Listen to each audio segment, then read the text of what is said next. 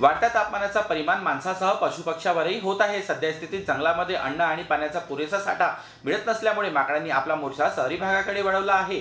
भंडारा शहराच्या गणेशपूर भागातील गायत्री वार्डमध्ये माकडांनी उच्छादन मांडलं असून ही माकडे थेट नागरिकांच्या घरात शिरून त्यांच्या सामानाची नासधूस करत आहेत। तर या माकडांनी गणेशपूर येथील 2 महिलांना जखमी केले आहे।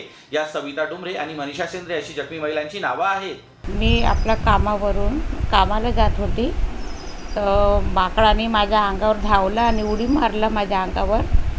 माझ्या अंगावर उडी मारला तर मी एकखटे बेहोशच पडली।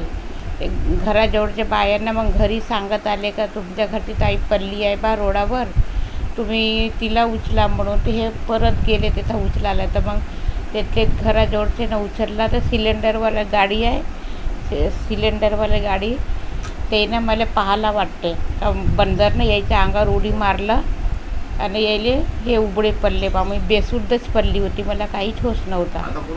मला वन विभागाकडून माझी भरपाई त्यांनी द्यावा, फॉरेस्ट ऑफिसवाल्यांना। त्याचा बंदोबस्त केला पाहिजे, त्याला पकडला पाहिजे।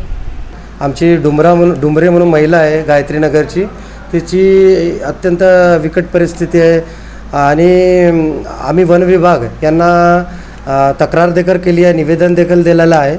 याच्यामध्ये आमची हीच मागणी आहे की त्वरित या प्रकरणावर दखल घेऊन लवकरात लवकर याच्यावर कारवाई व्हायला पाहिजे, अशी आमची मागणी आहे। तर या घटनेमुळे नागरिकांमध्ये भीतीचे वातावरण पसरले असून वन विभागाने माकडांचा ताबडतोब बंदोबस्त करून जखमी महिलांना नुकसान भरपाई द्यावी अशी मागणी करण्यात येत आहे।